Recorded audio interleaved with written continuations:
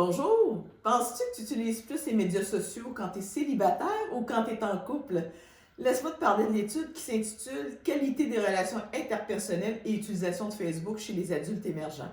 C'est une étude qui a été menée par Elisabeth Camiran et François Poulain.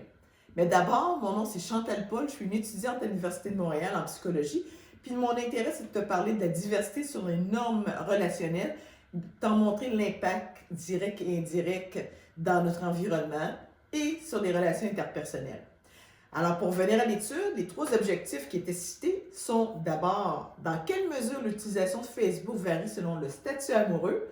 La deuxième, c'était de voir le lien entre la qualité des relations interpersonnelles hors ligne, qui veut dire la mère, le père, le meilleur ami ou l'amoureux, versus leur utilisation de Facebook.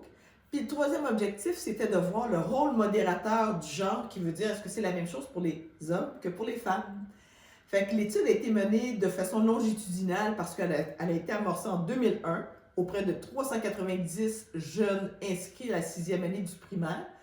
Puis les données ont été utilisées et été recueillies au printemps 2014, ça veut dire 13 ans plus tard, auprès des participants lorsqu'ils étaient âgés de 25 ans en moyenne. Alors, ils ont sélectionné 302 participants parce qu'ils avaient un compte Facebook. Fait que parmi ceux-là, il y avait 185 femmes et 117 hommes qui faisaient partie des participants à l'étude.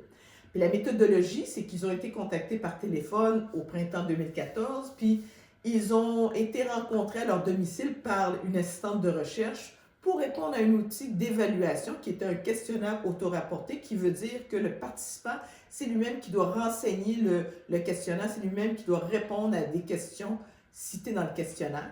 Puis ceux qui habitaient en région éloignée représentaient environ 3% des participants. Bien, eux pouvaient répondre au même questionnaire. Par contre, ils devaient le renvoyer par la poste. Je vais vous citer seulement quelques-uns des résultats qui ont sorti, mais ce qui est intéressant dans ceux qui ont été relevés, c'est que le temps moyen passé sur les réseaux sociaux était significativement plus élevé pour les femmes que pour les hommes, tandis que les hommes, on rapporte qu'ils ont un niveau moyen d'amis non proches, autrement dit des amis Facebook, significativement plus élevé que celui des femmes. Puis, le nombre moyen d'amis non proches, les amis Facebook, est significativement plus élevé pour les personnes célibataires que pour les personnes en couple.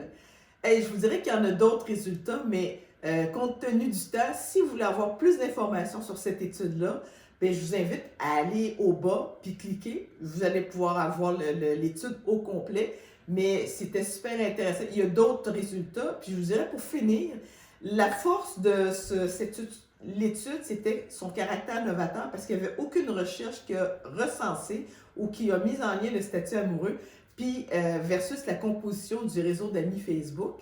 Puis la faiblesse, c'était que c'est un devis transversal, autrement dit que les individus qu'on a suivis au temps 1 en 2001 par rapport aux individus qu'on a suivis au temps 2 en 2014, mais ce n'est pas les mêmes individus nécessairement, fait que ça l'empêche de voir le lien de causalité entre les variables, vraiment s'il y avait une inférence dans ces liens-là. Fait que, comme je vous dis, les informations sont au bas si vous voulez en savoir plus, puis au plaisir de se revoir à la prochaine capsule. À bientôt!